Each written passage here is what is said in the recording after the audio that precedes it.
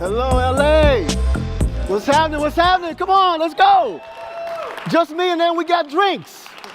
Come on. All right, how's everybody doing?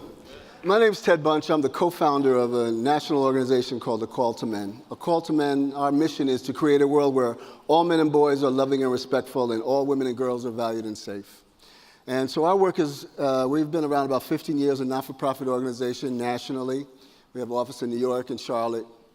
And our work is to educate and train. We work with high schools. We have a beautiful high school curriculum called Live Respect that we wrote with Scholastic, which I'll talk a little bit about as we talk about our youth. We work with all professional leagues, NFL, NHL, NBA, Major League Soccer, Major League Baseball, hundreds of colleges, military. Wherever there's men and boys is where we go. It's from the barbershop to the boardroom, talking about healthy and respectful manhood. So our work is really around ending violence and discrimination against women and girls. And we do that believing that as we increase and promote a healthy and respectful manhood, we automatically decrease and prevent domestic violence, sexual assault, sexual harassment, bullying, homophobia. It all goes away.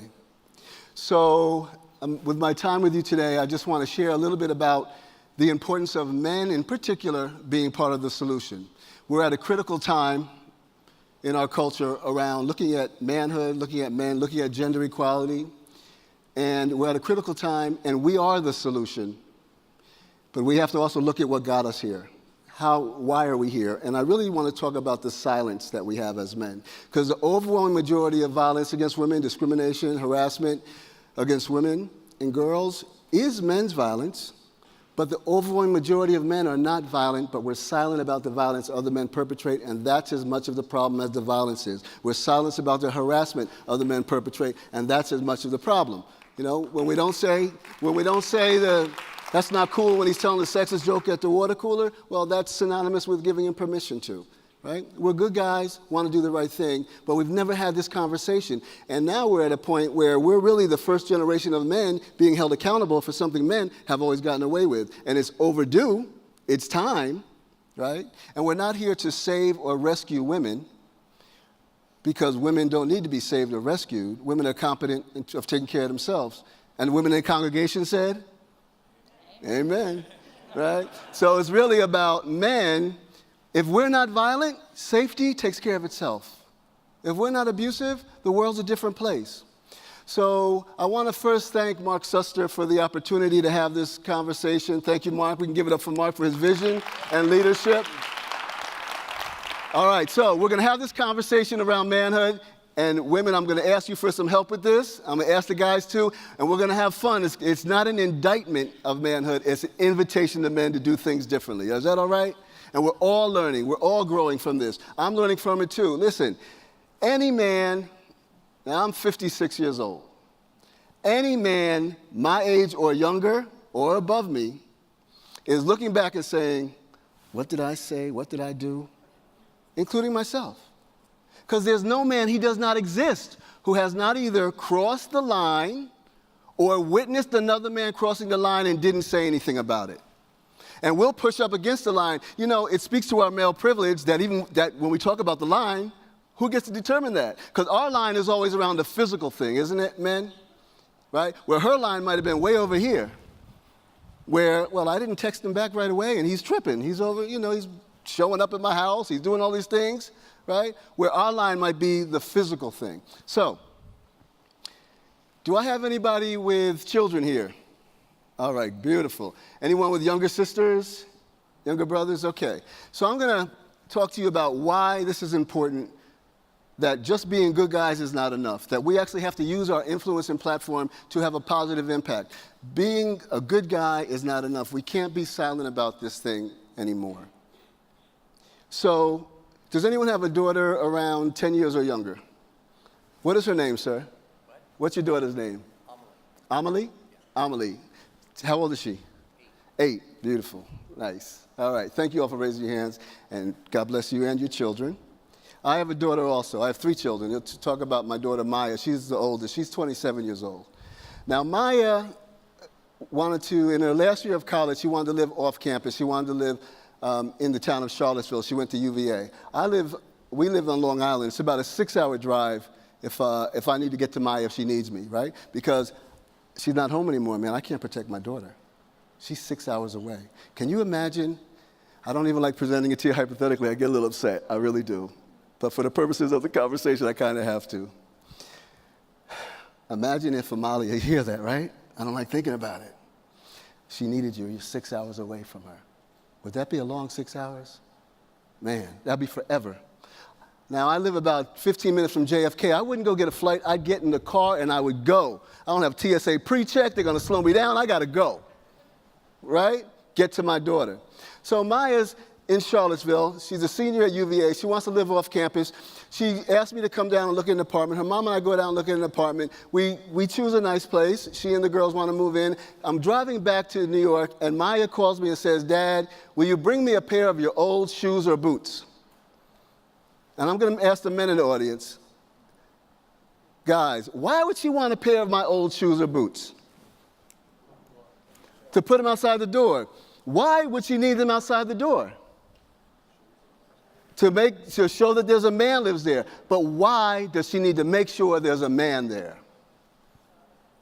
So she'll feel safe, less at risk. Well, you think I got her the shoes? What you think? Listen, I wear size 11. I wanted to buy 16, dip them in mud, put bloodstains on the toe. They can't be big enough. Come on, man. They cannot be big enough. Of course, right? So Maya doesn't feel safe. In her 21, 22 years of age, she doesn't feel safe. Even though when we look at violence against women, whether it's sexual harassment in the workplace or whether it's in their communities, our communities, and I'm talking about all communities, from financially poor communities to affluent communities, the rates are not much different, right? It might look a little different in the affluent communities. You know why? Because this man box we live in, this masculinity, this hyper-masculinity, when we have money, we get to work out that power thing in a different way, men of privilege. You take that money away, you can be beating some folks down because that's what this man box teaches us. So, she feels vulnerable. She doesn't feel safe. Even though she's never had an experience where a man's been abusive toward her, but she feels that way. Because we have this environment where violence against women is something where it's accepted, it's tolerated, right? And wouldn't it be great when your daughter goes away to school or leaves for work that she doesn't put shoes outside of her door? That's this conversation. That's where we want. How do we get there? Because right now we deal with everything through intervention. Something has to happen. Someone has to be a victim. Someone has to be an offender. Someone has to, whether it's sexual harassment, you got to go to HR. Whether it's domestic violence, police have to come. Someone loses. All of that, that's intervention. We respond after the fact. We want to go upstream to prevention where it never happens in the first place. That makes sense, folks? Okay, so that bridge from intervention to prevention is us, it's men. I look at our boys. We have this curriculum called Live Respect, and we surveyed 300 boys around the country, all different ethnicities, different socioeconomic backgrounds, and we asked them, do you know what consent is? 81% of the boys did not know what consent is. 81% of our high school boys in your community and mine, do not know what consent is. High school. Well, doesn't that explain a lot? It explains sexual assault in the military. It explains sexual assault on college campuses. It explains why girls and women between 16 and 24 are at the highest risk, because our boys think no means try harder, because that's the messages we're giving them. We're passing that down to them. I'm not just talking about, by the way, it's about 15% of the men who do these things, 85% of us don't. I'm not just talking about the 15%. I'm talking about all of us give these messages. I'll give you an example of what I'm talking about. And by the way, with Maya and the shoes, you think she puts them outside the door 15% of the time? 100% of the time, because she never knows, right? So let's say there's 3 boys, young men in your community, good kids. They're at the mall or they're hanging out wherever you live. And 3 17-year-old boys, let's make them 17 years old. Here they are. Because when we talk about the collective socialization of men, this is what we're talking about, how we pass it down from one generation to another. So any man here who's under 35, okay, great. So I accept the responsibility for any views you have about women, any ideas you have about manhood, because you learned them from men like me, men in your community like me. The good guys. I'm putting that in quotes, the good guys. So here's 3 17-year-old boys. They're good kids, would never harm a young woman. Here comes another person, she's 17, is a woman, young woman, 17 years old, walks towards them. And as she gets closer, they get ready to say something to her. Would that happen in your community? What do you think? Yeah. Okay, so now she walks by, and two of the three boys say something to her. And it's usually something that maybe about what they might want to do to her, maybe an opinion about how she looks, something like that. They objectify her. And they turn around, and the third boy did not say anything, and they notice he didn't say anything. So men, what do those two boys say to him, do you think? What's wrong with you? So that tells us that there's an expectation that not only do you objectify girls, you're expected to, and if you don't, you're falling short on this manhood that passed down to you. So they're expected to, and remember I talked about that man box? Well, the glue that keeps that man box together is homophobia. It's actually like a duct tape because it puts everybody in bondage, it really does, right? Because if he's falling short, we'll punish him by saying things like, you're not man enough, right? And gay men are men. But that's how so it's a bonding experience, actually. It's a bonding experience between the boys, between the men, between us, at the expense of her. The same way it's a bonding experience when we motivate boys and men by insulting women and girls. Right? Instead of saying try harder, we say things like don't be a little this or don't be a little that. Right? So when we have that 6-year-old boy learning how to throw a football and that good guy, that wonderful man says, son, you have to throw harder than that. You throw like a... How do you all know the answer to that? Our socialization. Now, doesn't mean you believe it, but you know the answer, so you've been taught the same thing. So what does that 6-year-old boy, and we've all done it. This is not an indictment, it's an invitation. We've all done it. I've done it too. What does that 6-year-old boy take away from that? Do you think he leaves that situation feeling that women are equal to him or girls are equal to him or less? Less, of course he does. And we give these messages all the time. I've been doing this work for 25 years. I remember I have a 20-year-old boy. His name is Joshua. He's at NYU Stern School of Business. I'll talk to you about him in a little bit. So, and Joshua was a jock. Sports. He's the point guard for NYU now. He's a jock. Long jumps for them. He's a jock, right? So he grew up in this man box, right? So he's working with coaches who are saying all kinds of things like this. He's coming back home, and I have to, like, tune him up. I got to adjust this. I got to alter that. I got to change this. Right? Because he's coming back with all these different messages. But when we talk about our boys and raising our boys, we're giving them these messages. And those 17-year-old boys didn't make that up on their own because they learned it from my generation of men would have done something similar. My generation of men would have said something like, as she walked by, I'd like to hit violence, that object. If I go to any high school in your community and I ask your seniors in your high school, your boys, what would your language be? You know what they'd say to me? You just got to watch some TV and listen to some music, you can hear it. They'd say, crush it, beat it up, smash it. That's the language that they'd use. So we're taught to objectify our girls. We pass that down to our boys. If I have an 18-year-old boy going out on a date or taking a girl out to a movie, let's say, because they may not, my son says, we don't go out on dates, Dad, we're just hanging out, right? I said, well, we used to call that a date. You need to act like it's a date, and this is how you act appropriately at a date, right? So, when he takes her to a movie and his buddies know that he went, and he gets back home, she goes home, he gets back home, and they're on Instagram, Snapchat, or whatever they're doing now social media-wise, I can't keep up with it, are his friends asking him, oh, did you like the movie? Do you like her? What are they asking him? What'd you get? She put out? That's the purpose. One of the ways we define ourselves as men, and this is why we're silent, is we distance ourselves from the experiences of women. That's one of the ways we define ourselves, except for one experience, which is what? Sex, right?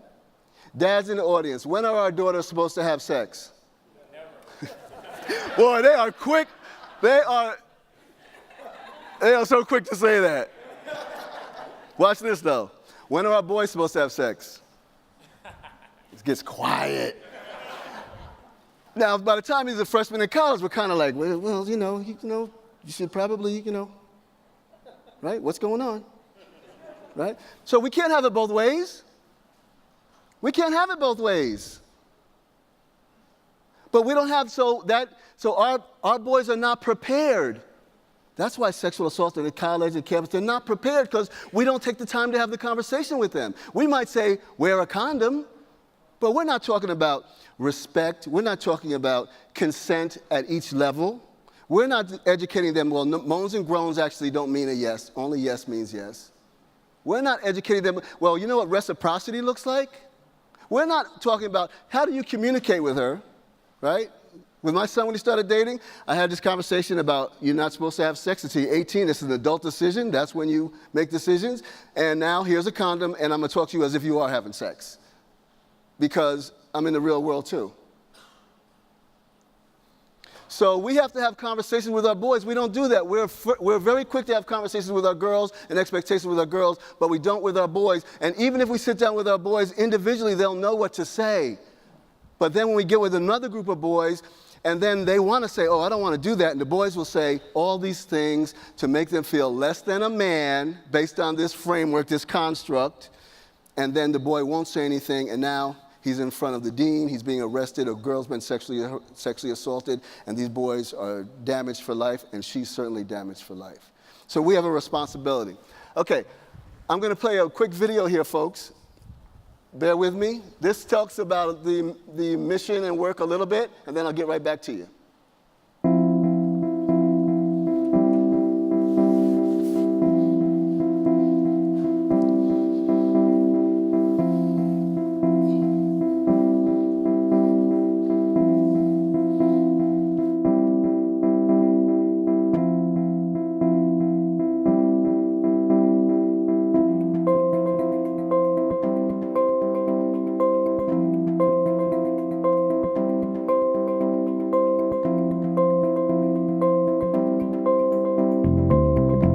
As men, we have unwritten rules and agreements, unnegotiated deals and codes of silence that other men come to expect from us. This collectively defines many aspects of our manhood. I remember asking a 12-year-old boy, a football player, so how would you feel if your coach told you in front of all the other players that you're playing like a girl? I thought he would say I'd be mad, I'd be angry, I'd be sad. But no, the boy told me it would destroy me. I said, wow. If it would destroy him being told that he's playing like a girl, what are we as men teaching him about girls? If we continue to treat women and girls as if they are of less value, the property of men and sexual objects, we continue to maintain a culture that reinforces discrimination and abuse towards them. It is important to rethink and reshape how we as men have been taught to act and behave.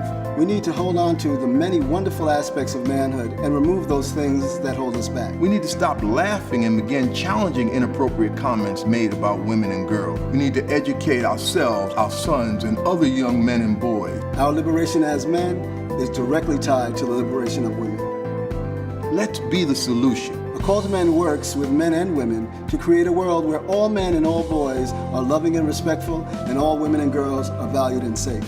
Help us create a new world by being part of the next generation of manhood. Okay, so we want to educate, empower, engage, and envision a world that's better than the one we have. I want to go back to those three boys for 1 second. Same three boys. Here comes another young woman who has a daughter around 17, 16. Okay, what is her name, sir? What is your last name, actually? Your last name? Salmon? Salmon. Sabbath. Sabbath. Okay. Here comes, there's three boys still out here. They're having a good time. Here comes another young woman, and they get ready to say something to her, but as she gets closer, they recognize, oh, wait a minute, that's Mr. Savith's daughter, or that's Mr. Bunch's daughter, or that's my big brother's friend's little sister. Do they say the same thing to her? What do you think? Why not? Why not? Why not? Why don't they say the same thing to her? She's connected to a man. If she's connected to a man, she has value and respect. We're going to honor him. There's an accountability. If she's not, say what you want to say. Who's going to do anything about it? See, that's where we come in. Because Maya, see, they don't know me in Charlottesville. You come to our town of Rockville Center, mine doesn't need no shoes outside the door, trust me. Now, they might say, you look very nice, Maya. They're not going to say, I want to crush it. Not going to do it, I'm telling you, right? Because there's an accountability, right? So we have to make it so that wherever women go, women are valued by men, and we're treating women in a way that's respectful so they can always feel, they don't feel threatened by us. So, every when we look at sexual harassment, the allegations increasingly become more a national conversation. What's that meant for you? I know we've all thought about that. And we have to think about this thing called manhood, the collective socialization of men, right? And these are generalities, but it's what we've been taught as men. So if I ask you about making up manhood, making the ingredients of manhood, what would you shout out to me? What is it to be a man? What's a real man? Strong. What else? Excuse me?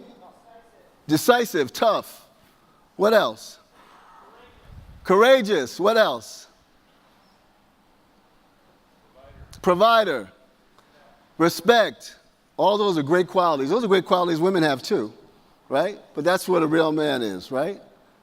Right? Now, what's a good man? Honest. Caring. Loving. Gentle. I love that. We're all of those things. So being a provider, being a protector, all that's great. We don't want to throw that away. But women can provide and protect also, right? Let's talk about protection for a minute. So during my marriage, we were in a house for about 20 years. And I would be expected to protect the house. Let's say there was a sound at 2 o'clock in the morning, right? I would say, hey, honey, go check that out, honey.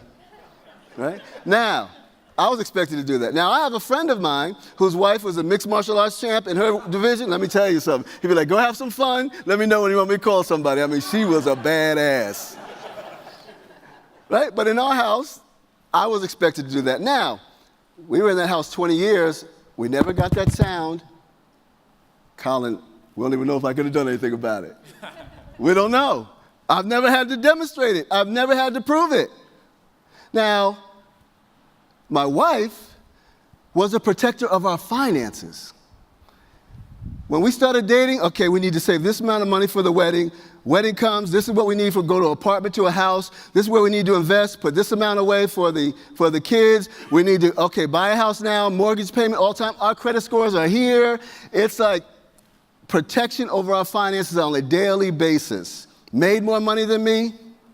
Thank God.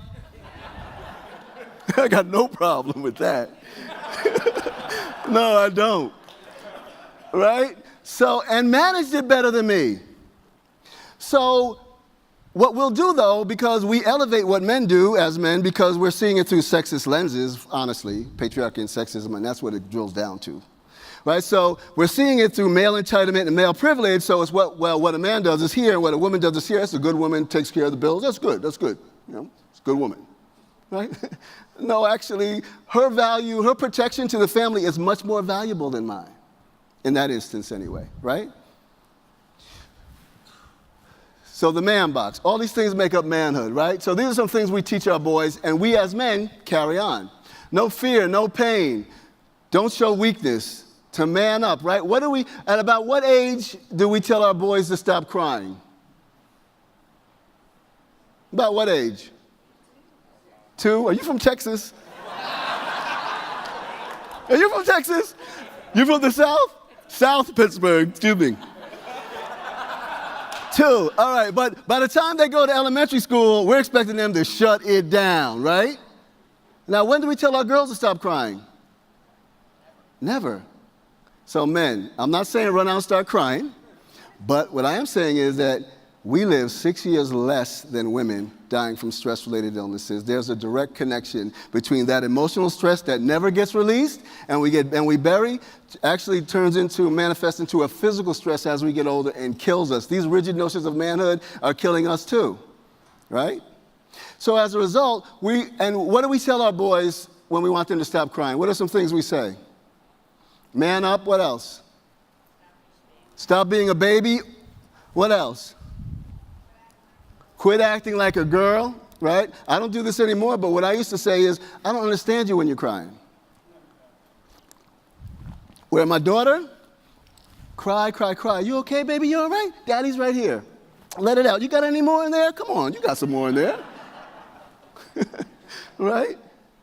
Right? Because we're trying to prepare him to live in this man box.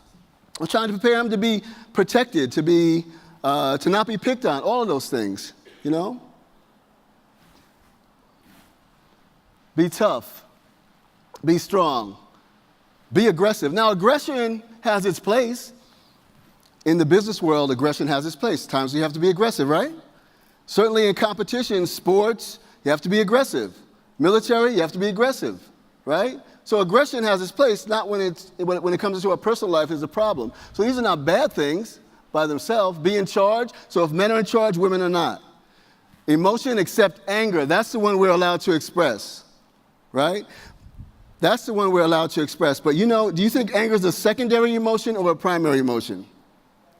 Secondary. It feels primary to men because we're so accustomed to bringing it up primary, because when we brought up all that pain and sadness and hurt, we were told to man up. I don't understand you when you're crying, suck it up. So we continue to push that down, and we develop the skill of bringing up the emotion of anger, because that's what's acceptable. Because let me see my friend here. Brother, I'm going to pick on you for a second. It's painless though, all right? All right. What's your name, man? Nasilo. Nasilo and I are friends. What happened yesterday, you hurt my feelings, you made me sad. What would you do with that if I said that to you, Nasilo? I would ask you what happened. All right, good. Okay, I appreciate that. Thank you. All right, open arm and everything, that's great. He asked me what happened. He wants to know more. That's great. Do you think that the average guy would say that to another guy? Right, because what would happen if he did? He'd be laughed at, right? So it's not safe for him to, but I could say, hey man, I'm pissed, right? That's allowed. That's our translation for any emotion, right, is I'm pissed, right? Because that's the one we can access and we're not punished for it. Oh, and also lust. I'd like to hit that. That's allowed too, right? Act like a man, no feelings, be athletic, be courageous, dominating, because we're not only supposed to play, we're supposed to what? Win. Be the protector, don't be soft, make your own decisions, don't be gay. And again, gay men are men, but this is a heterosexual man box. Remember the glue that keeps that man box together, or the duct tape rather? Don't act like a woman. Women are the property of men. Women are sexual objects. That property of men thing, do you know how many women are killed every day in the United States? Any idea? By men? 3. We lose more women every day than we lose soldiers in the wars that we're in.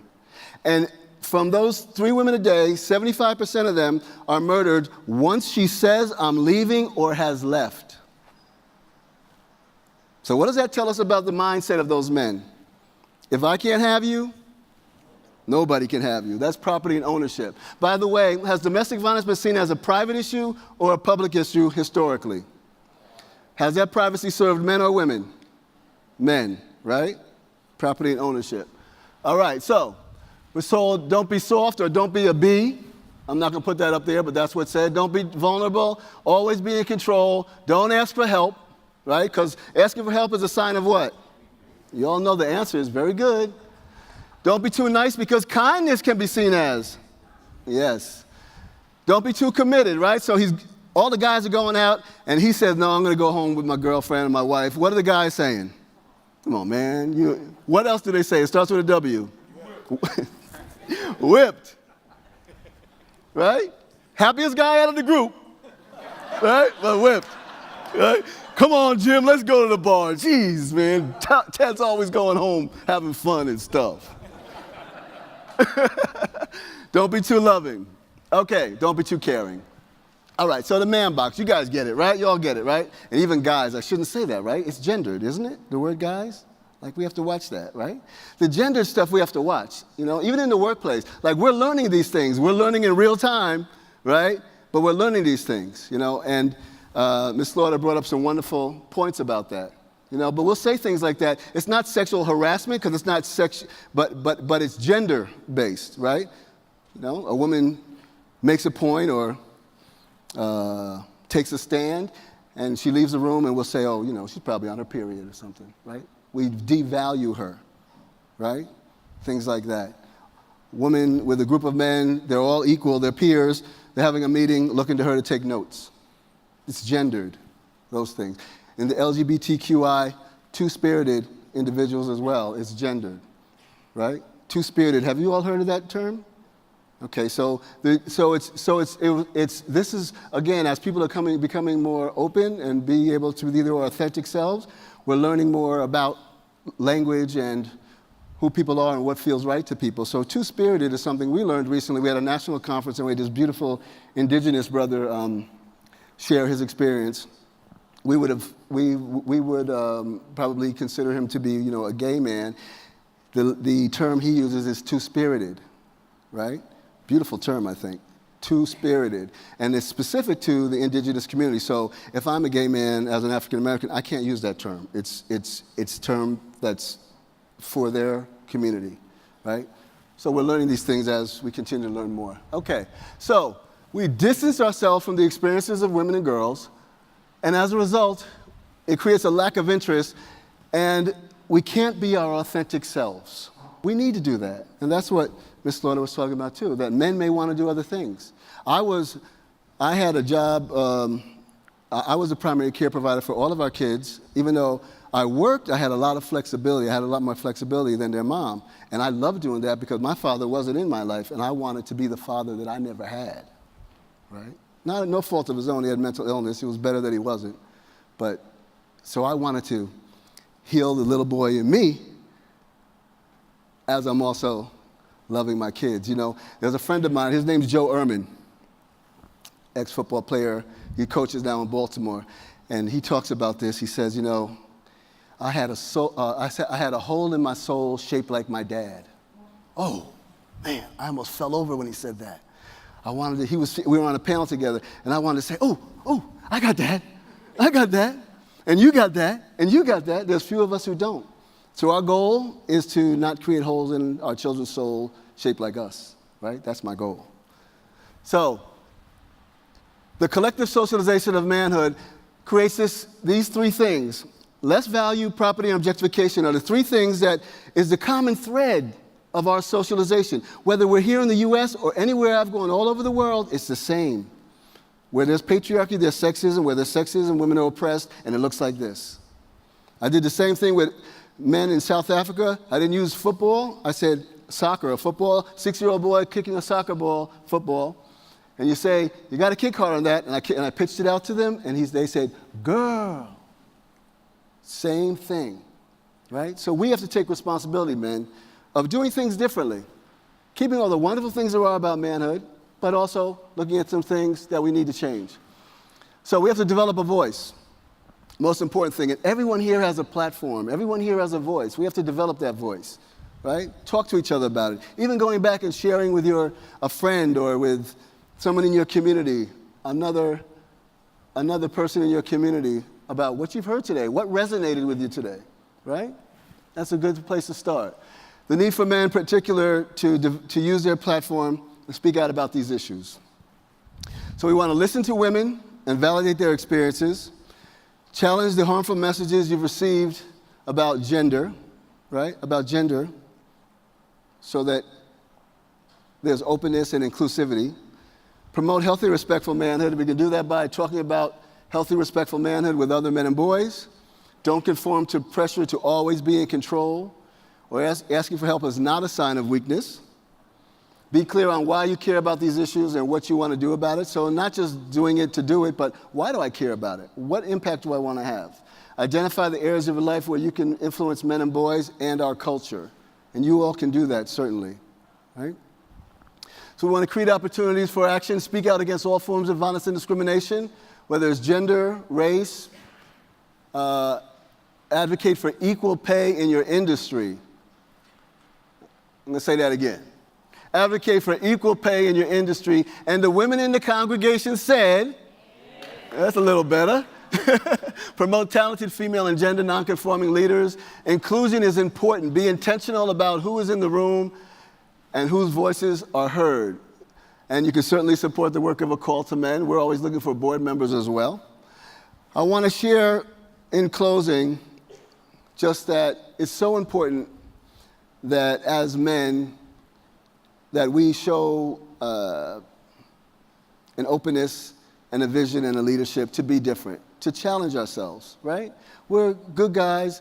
I found that as men know better, they want to do better, that we just haven't had these conversations.